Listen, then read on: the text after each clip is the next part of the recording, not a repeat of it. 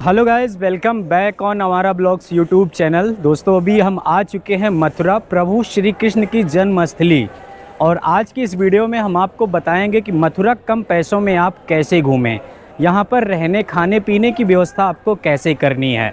तो ये मेरे पीछे है रेलवे स्टेशन, और रेलवे स्टेशन से अब हम चलते हैं बाहर की तरफ और टैक्सी लेते हैं। अगर आपके पास ज़्यादा सामान है और आप मथुरा में स्टे नहीं करना चाहते तो यहाँ पे स्टेशन के गेट नंबर 1 पर ही, प्लेटफॉर्म नंबर 1 के पास में ही ये क्लॉक रूम है। आप जाके यहाँ पर अपने जो भी लगेज है डिपॉजिट कर सकते हैं। स्टेशन से उतरने के बाद अगर आप ऑटो रिक्शा लेना चाहते हैं, अगर आप मथुरा से डायरेक्ट वृंदावन जाना चाहते हैं तो यहाँ से आपको 30 रुपये देने पड़ेंगे। और अदरवाइज़ आप रेलवे स्टेशन उतरने के बाद कृष्ण जन्म स्थली जाना चाहते हैं तो आपको 20 रुपये देना पड़ेगा। तो शेयरिंग में मुझे 20 रुपये का ऑटो रिक्शा मिल चुका है। भैया अभी सवारी ढूंढ रहे हैं, सवारी ढूंढने के बाद चलेंगे यहाँ से।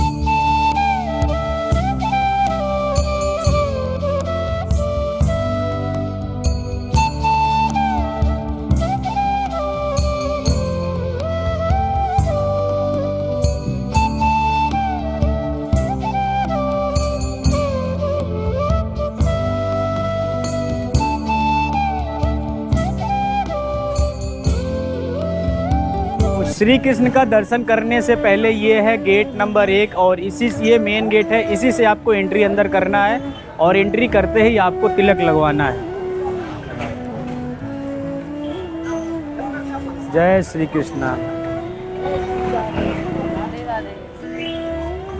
तो ये देखो मेरा तिलक लग गया है, और तिलक लगाने के बाद आप अपने हिसाब से श्रद्धा भाव से जो देना चाहते हैं दे सकते हैं।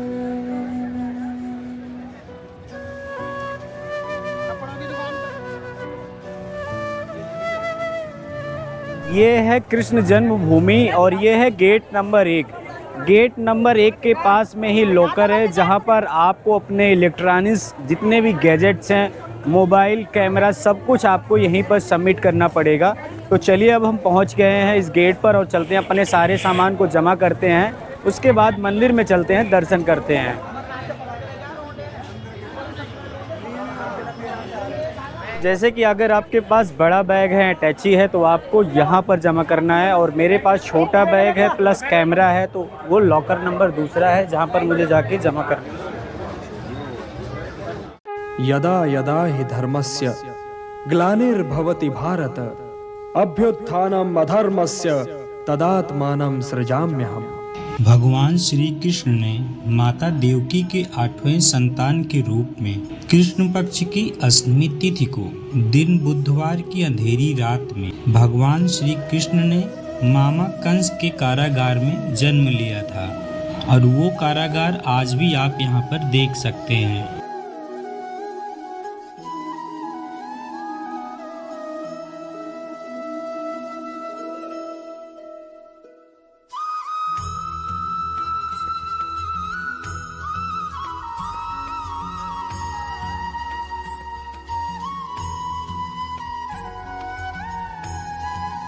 अभी मैं फिर से क्लॉक रूम के पास आ गया हूँ। दर्शन करने गया था मैं कृष्ण जन्मभूमि के अंदर। वहाँ पर मैंने कृष्ण जी का बढ़िया से प्यारी सी एक मूर्ति देखी। उसके बाद वहाँ पर एक कारागार गृह था जहाँ पर कृष्ण जी को बंदी बना के रखा जाता था। ये सारी चीज़ें देखने के बाद अब हम चलते हैं कृष्ण जन्मभूमि से द्वारकाधीश की तरफ। और अभी मुझे भी नहीं पता है कि ऑटो कहाँ से मिलेगा, तो चलिए एक बार पता करते हैं कि द्वारकाधीश यहाँ से कैसे जाएं। वहाँ पे था कृष्ण जन्मभूमि, और वहीं पर है एक शॉप जहाँ पर ये 30 रुपए की कचौड़ी देते हैं, 2 कचौड़ी। और चलिए एक बार खा के देखते हैं। भैया बना रहे हैं मेरे लिए कचौड़ी। 2 गिलास दे दो भैया।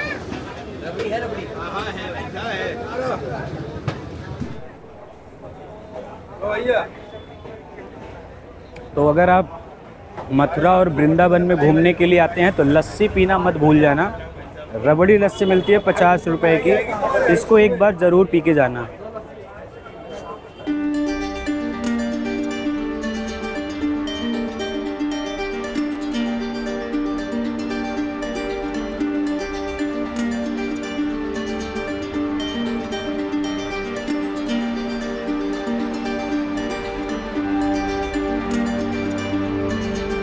मेरे पीछे ये जो गेट है इसको होली गेट बोलते हैं। श्री कृष्ण के मंदिर से यहाँ तक आने के लिए आपको 20 रुपये पे करना पड़ेगा और आपको उसी गेट पर उतार देंगे, होली गेट पर।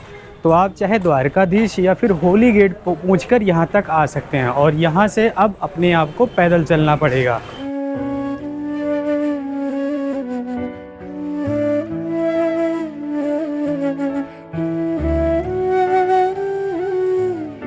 अभी मैं आया श्री कृष्ण जन्मभूमि से यहाँ पे द्वारकाधीश मंदिर में, और द्वारकाधीश जो मंदिर है वो बंद है। तो आपके साथ ऐसा ना हो तो आप टाइमिंग का ध्यान में रख के आएँ, क्योंकि ये सुबह खुलता है 8 बजे और दिन में 12 बजे बंद हो जाता है, और अब ये खोलेगा 3 साढ़े 3 बजे और 8 बजे बंद हो जाता है। भगवान श्री कृष्ण को समर्पित द्वारकाधीश मंदिर का निर्माण 1814 में कृष्ण भक्त द्वारा कराया गया था। द्वारकाधीश भगवान श्री कृष्ण का दूसरा नाम है। भगवान श्री कृष्ण की मूर्ति मंत्रमुग्ध कर देने वाली मुद्रा में खड़ी है। जो भी भक्त देखते हैं मंत्रमुग्ध हो जाते हैं। तो इस रास्ते से हम आए थे श्री कृष्ण जी के मंदिर में, और यहाँ पे है विश्राम घाट, ये है जाने का रास्ता।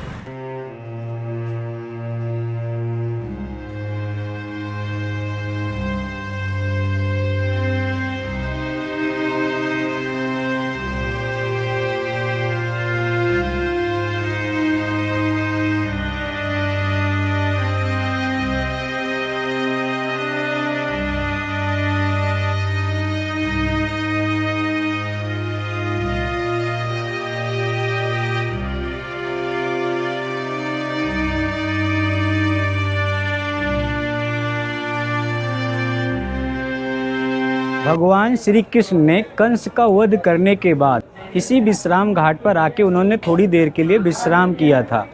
तो मैंने तो किसी का वध नहीं किया है, लेकिन मैं थक चुका हूँ, तो इसलिए मैं भी सोचा कि थोड़ी देर इस घाट पे बैठकर विश्राम किया जाए, क्योंकि इस घाट का ही नाम है विश्राम घाट। अगर आप फैमिली और बच्चों के साथ आते हैं तो यहाँ पर नाव में बैठकर यमुना जी की सैर कर सकते हैं, जिसके लिए आपको 100 रुपीज़ पर पर्सन के हिसाब से देना पड़ेगा। आप लोग कहाँ से आए हो?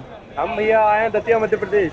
दर्शन कर लिया आपने? हाँ, जन्मभूमि। तो बोलो जय श्री कृष्णा। जय श्री कृष्णा। अगर आप मथुरा और वृंदावन को दोनों घूमना चाहते हैं तो आपको मेरे हिसाब से वृंदावन में स्टे करना चाहिए, क्योंकि मथुरा में सिर्फ यही 3 प्लेसेस हैं जो आप घूम सकते हो। और अगर आप वृंदावन में अगर आप स्टे करेंगे तो आपका वहाँ पे 2 दिन भी लग सकता है, क्योंकि वहाँ पर घूमने वाले ऑप्शन बहुत सारे हैं। तो जिन्होंने यहाँ तक आकर ये पूरी वीडियो को देखा उनको बहुत बहुत धन्यवाद। ये वीडियो अगर आपको पसंद आती है तो प्लीज़ मेरे चैनल को लाइक करें, शेयर करें, सब्सक्राइब करें। तो ये वीडियो अब वो लोग स्किप करके जा सकते हैं जिसको सिर्फ मथुरा घूमना था। अब मैं चल रहा हूँ वृंदावन, तो उसी होली गेट के पास से ही मुझे ऑटो रिक्शा मिल चुका है 10 रुपये का, जो कि मुझे इसमें जन्मस्थली छोड़ने के बाद फिर मैं वहाँ से ऑटो रिक्शा लूँगा और फिर आगे चलूँगा वृंदावन के लिए।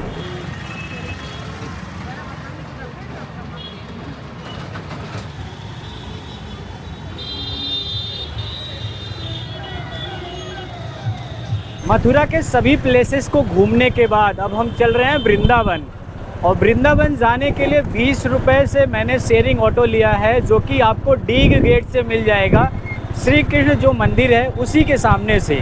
और अब हम चलते हैं। ये टेम्पो जो है आपको छोड़ेगा अटल्ला चुंगी पे, जो कि बांके बिहारी मंदिर से करीब 500 मीटर दूर है।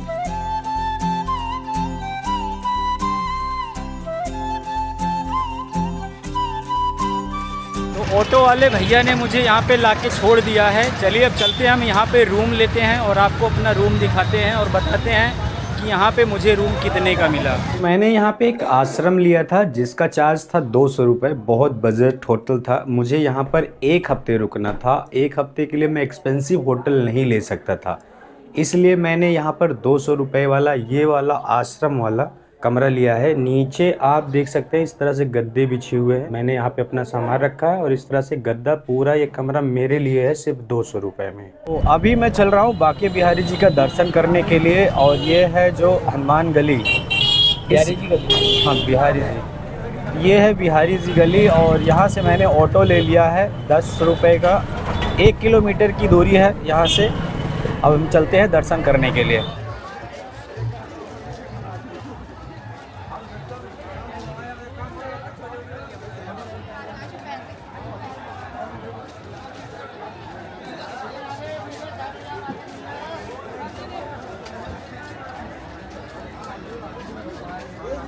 जाना हो भैया मंदिर को बिना लाइन बिना भीमा जाना हो मंदिर में आके दर्शन करना हो। लोग रास्ते में जो है गुलाल खेल रहे हैं और मैं बच रहा हूँ ताकि मेरे ऊपर कोई गुलाल ना फेंक दे। चल रहा हूँ बांके बिहारी में दर्शन करने के लिए। यह मंदिर सुबह 9 बजे खुलता है, पौने 9 बजे खुल जाता है और 1 बजे तक चलता है। अभी बज रहे हैं 12 और फटाफट चल के मंदिर में प्रवेश करके दर्शन करा देते हैं आप लोगों को। इस गलियों में जब आप दर्शन करने आ रहे हैं तो जय श्री राधे, राधे राधे, बांके बिहारी लाल की जय हो कहते नारा लगाते हुए आप आ जाएं। वहाँ देख रहे हो छत से लोग बाल्टियों से पानी फेंक रहे हैं। पानी पड़ रहा ऊपर छत पे था।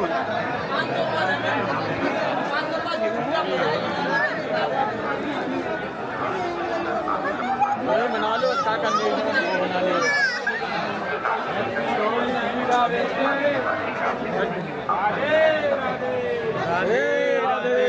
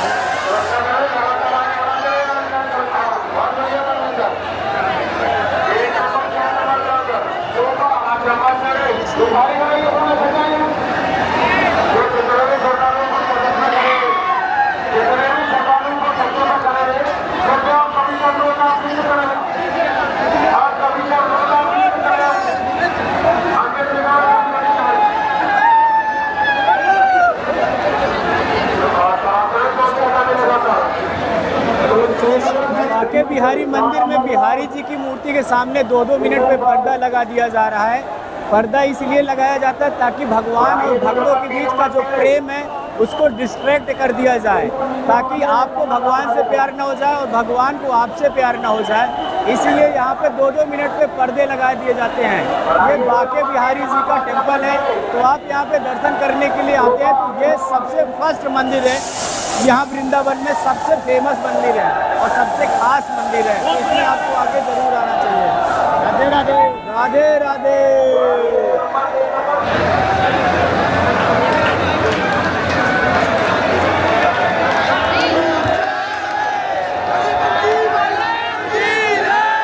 तो फाइनली मेरा दर्शन हो गया है बांके बिहारी मंदिर में। अब चलते हैं बाहर की तरफ। आप भी दर्शन करने के लिए, होली खेलने के लिए ब्रज में ज़रूर आएँ और बांके बिहारी जी का दर्शन करें।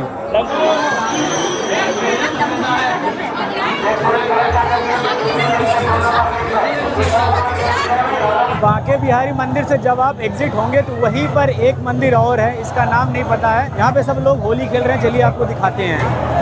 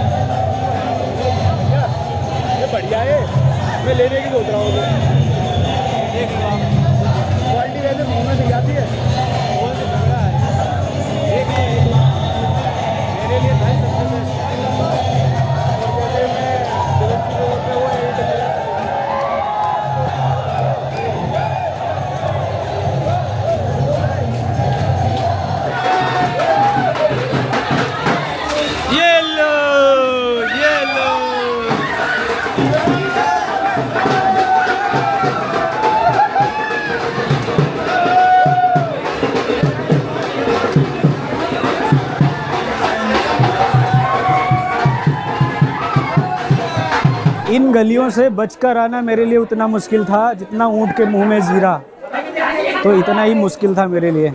और मैं, हालांकि मेरे ऊपर पानी पड़ा है और मैं सेफ हूँ, कलर नहीं लगा है।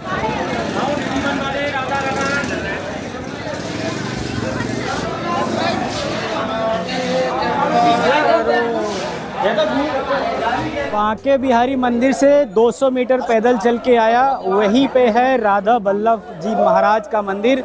और अभी मैं चल रहा हूँ राधा वल्लभ जी महाराज के मंदिर में दर्शन करने के लिए। तो चलिए अब आपको भी कराते हैं।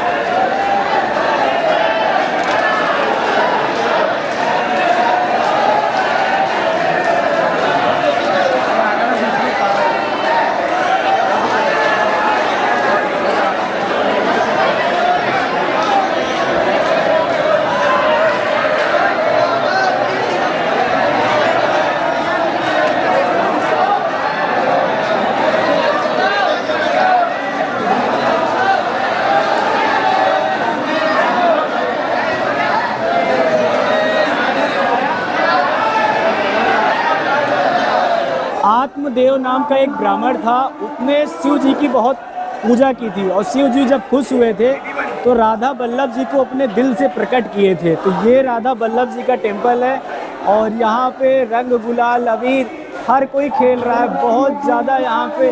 और यहाँ का ये जो परिसर, इसमें पानी भर गया है अबीर खेलते खेलते, गुलाल खेलते खेलते।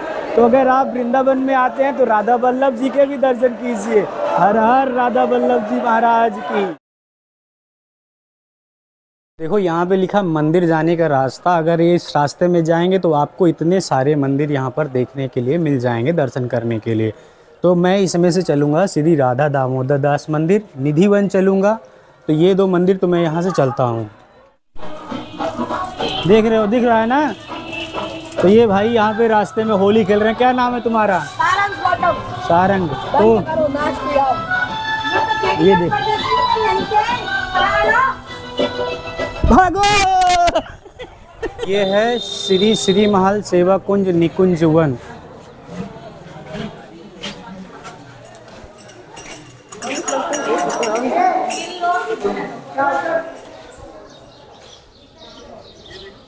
जिस तरह निधि वन में जाली लगा दी जाती है, वैसे ही ये निकुंज वन है, यहाँ पे जाली लगा दी गई है। निकुंज वन का जो ये पेड़ है ये हरा भरा है। निधि वन का जो पेड़ है वो थोड़ा सा सूखा सूखा सा लगता है। और कह रहे हैं इस मंदिर में आरती हो रही है, तो चलिए जल्दी से यहाँ की आरती अटेंड करते हैं।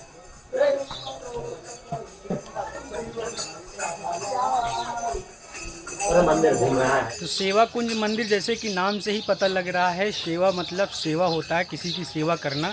और कहते हैं कि श्री कृष्ण भगवान आज भी इस मंदिर में आते हैं, अपनी राधा रानी की सेवा करते हैं। यहाँ पे वीडियोग्राफी एंड फोटोग्राफी करना मना है। यहाँ पर एक बेड रखा हुआ है। जब मैं गया तो आरती चल रही थी, मैंने आरती देखा, दर्शन किए। और जो बेड यहाँ पे रखा हुआ है उसको आज भी रात में सजा के रखा जाता है। यहाँ पर श्री कृष्ण आज भी आते हैं अपनी राधा की सेवा करने के लिए।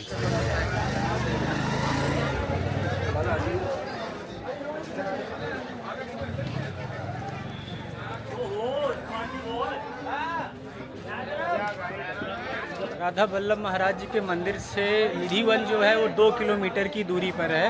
तो अभी हम चल रहे हैं, निधि वन चल रहे हैं। निधि वन टेम्पल में, निधि वन में जाने के लिए आपको अंदर यहाँ पे शूज़ स्टैंड है, 2 रुपये लेते हैं एक आदमी का। तो आप अपना शूज़ लाके यहाँ पे सबमिट कर सकते हैं। तो यहाँ पर आप अपना लाके शूज़ सबमिट करते हैं, 2 रुपये लेते हैं। और यहाँ पे सबमिट करने के बाद आपको निधि वन देखने के लिए पैदल जाना पड़ेगा नंगे पाँव। निधि वन ये वही स्थान है जहाँ पर श्री कृष्ण ने अपनी 16,108 गोपियों के साथ यहाँ पर महारास किया था। तो मैं आपको दिखा देता हूँ थोड़ा सा। तुलसी यहाँ पे है, यहाँ के जो पेड़ हैं उसके नीचे आप किसी भी प्रकार की कोई भी गंदगी नहीं देख पाएंगे, क्योंकि इसे हमेशा साफ़ किया जाता है।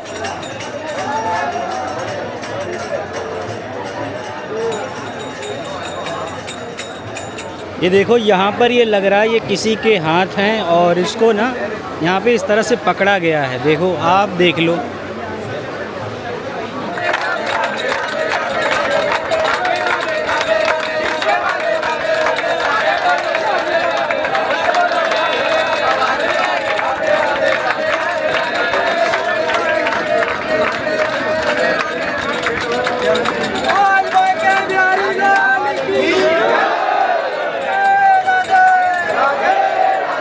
यहाँ पर एक छोटा सा टेंपल है और इसके अंदर लोग दर्शन करते हैं, एक चक्कर लगाते हैं। इसके अंदर वीडियोग्राफी एंड फोटोग्राफी अलाउ नहीं है। तो चलिए एक बार चलते हैं। यहाँ पे देखो लिखा है में जो ये पहला मंदिर आता है ये प्रकट स्थल है। यहीं पर रात में श्री कृष्ण प्रकट होते हैं, उसके बाद गोपियों के साथ यहाँ पे रास लीला करते हैं।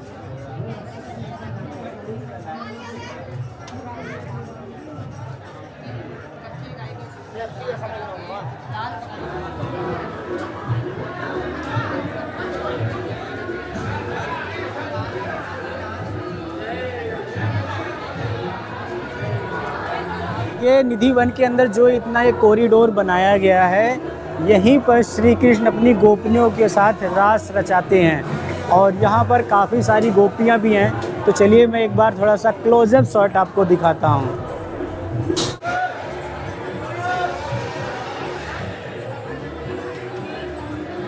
कॉरिडोर से यहाँ से निकलने के बाद आपको मिल जाएगा बंसी चोर राधा रानी और यहाँ पे वीडियोग्राफी एंड फोटोग्राफी करना मना है। निधि वन के जो पेड़ हैं आपस में इस तरह से चिपके हुए हैं जैसे एक दूसरे को बाहों में लिए हुए हैं और यही पेड़ रात में गोपियाँ बन जाती हैं और गोपियों के साथ श्री कृष्ण भगवान रास लीला करते हैं। निधि वन में सिर्फ इतना ही था। अब मैं आ चुका हूँ एग्जिट द्वार पर और अपने कैमरे को अब यहाँ पे बंद कर रहा हूँ क्योंकि बाहर देख लेंगे तो पकड़ लेंगे भाई। निधि वन यहाँ का एक बेस पॉइंट है। अगर आप निधि वन आ जाते हैं तो यहाँ से आपको राधा रमण मंदिर, गोपेश्वर मंदिर और प्लस शाहजी मंदिर सब यहीं के आसपास में है और आपको ये सारे मंदिर आसपास में ही हैं। आप जाके यहाँ पे दर्शन कर सकते हैं। लेकिन इस बात का ध्यान रखना है कि यहाँ के जो मंदिर हैं वो मान के चलो कि 12 बजे बंद हो जाते हैं, फिर शाम को 4 बजे खुलते हैं। तो इस बात का आप विशेष ध्यान रखना क्योंकि अभी मुझे गोपेश्वर मंदिर जाना था, वो भी बंद है और राधा रमण मंदिर भी बंद है और शाहजी मंदिर भी बंद है। निधि वन में अगर आप सस्ते में खाना खाना है तो 80 रुपये का मिलता है जिसमें अनलिमिटेड खाना होता है। 3 तरह की 1 2 3 तरह की सब्जी है। एक ये क्या है भाई? ये कढ़ी है, ये दाल है, चावल है, रोटी है, अनलिमिटेड है। आप यहाँ पे आके खाना खा सकते हैं। और या फिर प्रेम मंदिर में अगर जाएंगे दर्शन करने के लिए, शाम को 5 बजे प्रेम मंदिर भी जाना होता है तो वहाँ भी बगल में 80 रुपये का खाना अनलिमिटेड मिलता है, आप जाके वहाँ भी खा सकते हैं। वहाँ पे जो देख रहे हैं वो था निधि वन और निधि वन से जस्ट बगल में ये जो टेम्पल है ये शाह जी का टेम्पल है। तो चलिए अब इस टेम्पल में चलते हैं और यहाँ का दर्शन करवाते हैं आपको।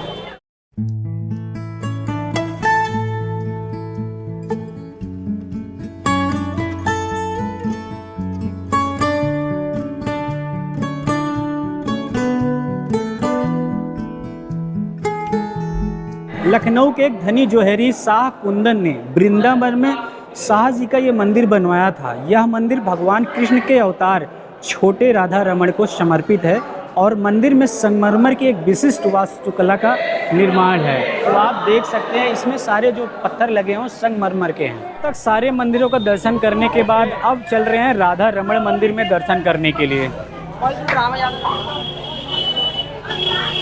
तो ये जो गली जा रही है ये सीधा राधा रमण मंदिर की तरफ जा रही है।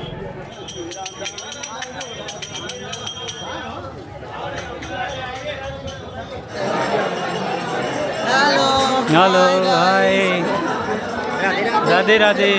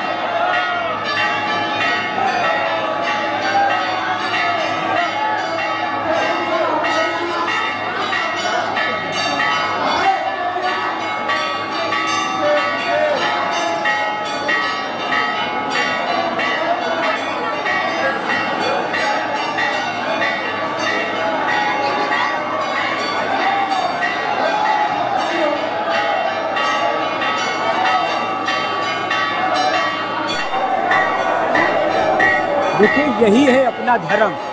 भगवान प्रभु सिर्फ एक झलक पाने के लिए यहाँ पर लोग टूट पड़े हैं। देख रहे हो, एक झलक, सिर्फ एक झलक।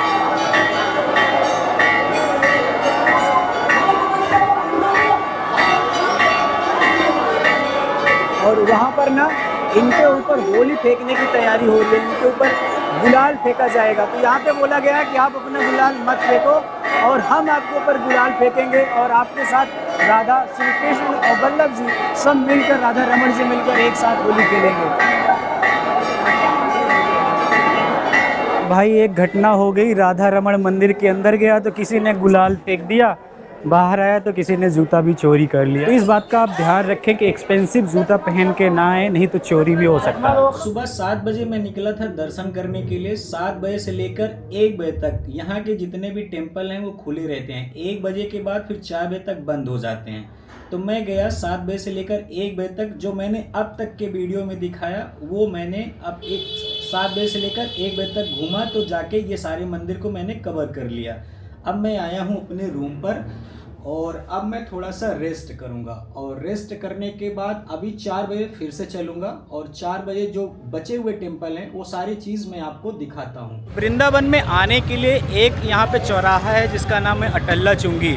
अगर आप मथुरा से वृंदावन आते हैं तो आपको अटल्ला चुंगी पहुँच के आना है। और जो मैंने अपना रूम लिया है वो भी मैंने अटल्ला चुंगी पर ही लिया है। ये यहाँ का एक मेन पॉइंट है, आपको हमेशा ये याद करके रखना है कि आपको वृंदावन में जब आना अटल्ला चुंगी पहुंचना है। अटल्ला चुंगी आने के बाद फिर मैं गया यहाँ पर बांके बिहारी के टेंपल में दर्शन करने के लिए। फिर मैं गया राधा वल्लभ जी के टेंपल में दर्शन करने के लिए। उसके बाद मैं गया राधा रमण में दर्शन करने के लिए और निधि वन में गया दर्शन करने के लिए।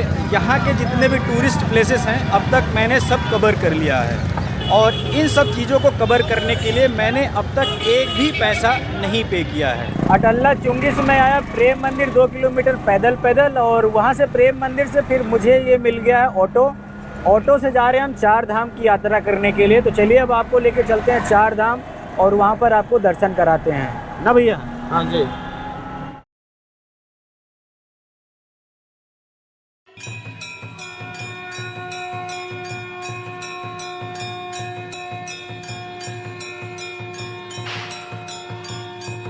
यार ये प्लेस देखने में इतना बढ़िया लग रहा है ना कि अगर आप वृंदावन आते हो तो इसको घूमने के लिए मिस मत कर देना।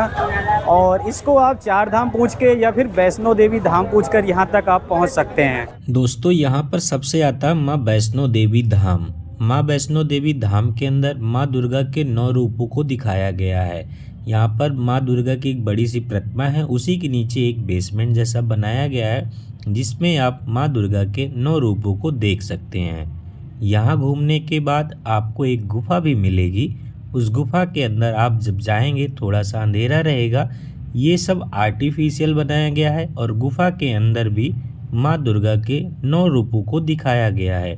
जैसे वैष्णो देवी में होता है कि माँ गुफा के अंदर रहती हैं, वैसे ही यहाँ पर भी वैष्णो देवी धाम में माँ जी को गुफा के अंदर दिखाया गया है।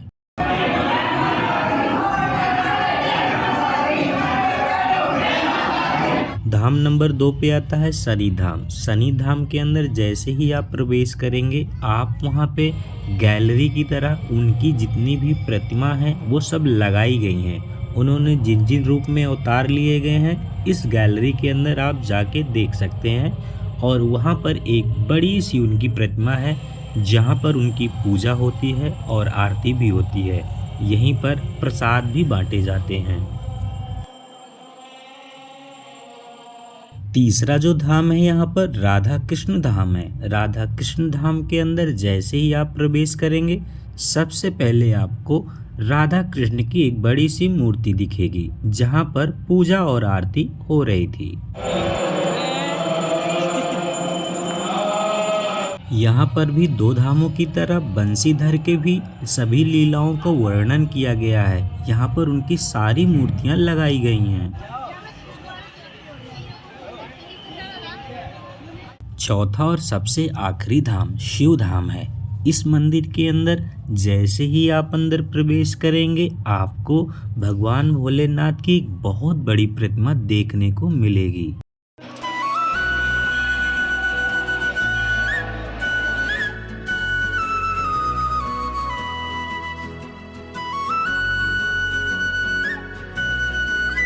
ये जो चार धाम का यहाँ पे मतलब है, यहाँ पे है वैष्णो देवी धाम और शनिदेव धाम, उसके बाद आएगा राधा धाम और उसके बाद आएगा शंकर धाम, शिव धाम।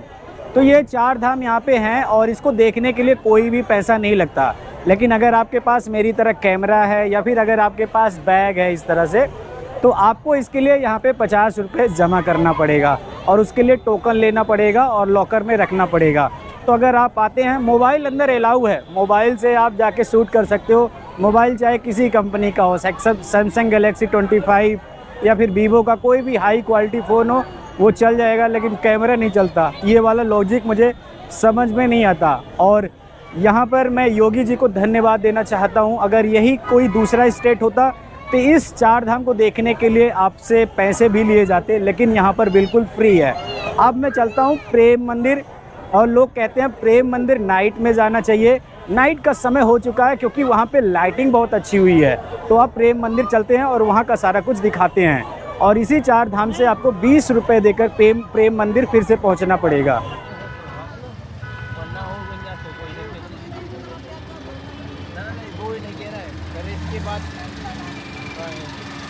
अगर आप प्रेम मंदिर जा रहे हैं तो आपको इस बात का ध्यान रखना है कि प्रेम मंदिर में आप कोई भी बैग लेके अंदर नहीं जा सकते और किसी भी प्रकार का डिजिटल कैमरा लेकर नहीं जा सकते। मोबाइल फ़ोन्स अलाउ है, आप मोबाइल फ़ोन लेकर अंदर जा सकते हैं। मेरे एक्सपीरियंस के हिसाब से अगर आप प्रेम मंदिर जा रहे हैं तो शाम को 4:30 बजे जैसे ही मंदिर खुलता है तुरंत चले जाएं।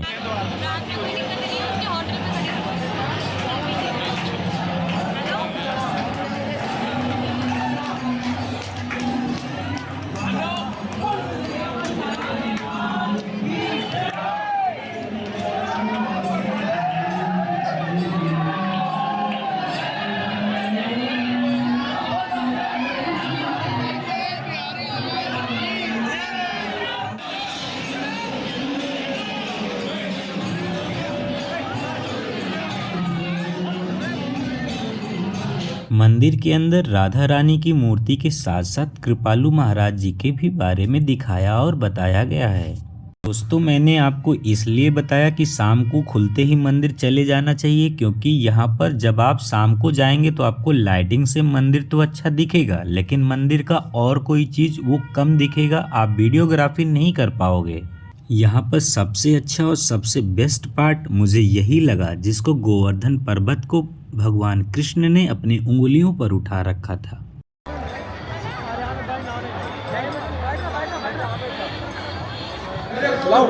तो प्रेम मंदिर के बगल में ही एक यहाँ पे है खाने के लिए, तो वहाँ पे 80 रुपये का ना भरपेट खाना देते हैं, जिसमें दाल चावल रोटी सब्जी जलेबी रायता सब कुछ देते हैं। तो चलिए एक बार खा के देखते हैं। श्री राधा रानी अन्न क्षेत्र में आपको इस तरह से 80 रुपये का खाना मिलता है। ये आप बोलो तो मैं आपको खाना खिलाऊंगा। तो अगर आप उज्जैन गए हैं महाकाल का दर्शन करने के लिए, तो वहाँ पे अन्नपूर्णा क्षेत्र है, जो कि 80 रुपये में मंदिर से दर्शन करने के बाद भारत माता मंदिर के बगल से जैसे ही आप निकलते हैं वहाँ भी 80 रुपये का खाना मिलता है। सेम वही चीज़। आज के इस वीडियो में हमने टोटल कितने रुपए खर्च किए हैं मैं आपको बता देता हूँ। 20 रुपये मैंने जाने का किराया दिया था, 20 रुपये आने का, 40 रुपये वो, 200 रुपये मेरा यहाँ पे जो रेंट है आश्रम है उसके मैंने दे रखे हैं, प्लस यहाँ पे मैंने 80 रुपये खाना खाया है। ये सब टोटल आप जोड़ लो और मान के चलो कि अगर आप वृंदावन आते हैं, एक दिन का टूर प्लान करते हैं, तो 500 रुपये में आप वृंदावन को आसानी के साथ घूम सकते हैं। प्रेम मंदिर के ही रास्ते में इस्कॉन टेम्पल है, यहाँ पर भी बैग ले जाना मना है। ये जो मोमेंट है ना, इसको मैं मिस कर रहा था और मुझे लग रहा था यार छोड़ो, इस्कॉन टेम्पल है और मुझे घर चलना चाहिए, रात ज़्यादा हो चुकी है। बैग रखने वाला लफड़ा था, सबसे बड़ी बात ये थी। तो मैं सोच रहा था इसको मैं मिस कर देता हूँ। और देखो ये इधर देखो, उधर गोपियाँ नाच रही हैं।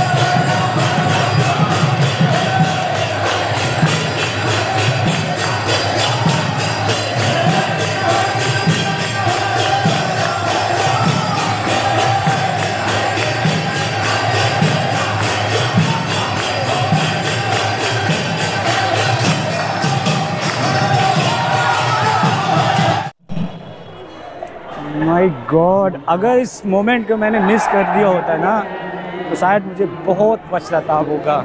तो इसीलिए इस मोमेंट को मैंने अच्छी तरह से कवर किया है। आप लोग इस वीडियो को ज़रूर देखिएगा। तो आज की इस वीडियो में सिर्फ मैं इतना कवर करूँगा। इस वीडियो को मैं यहीं पर क्लोज करता हूँ। ये वीडियो अगर आपको अच्छी लगे तो चैनल को लाइक करना, शेयर करना, सब्सक्राइब करना। जय श्री कृष्णा।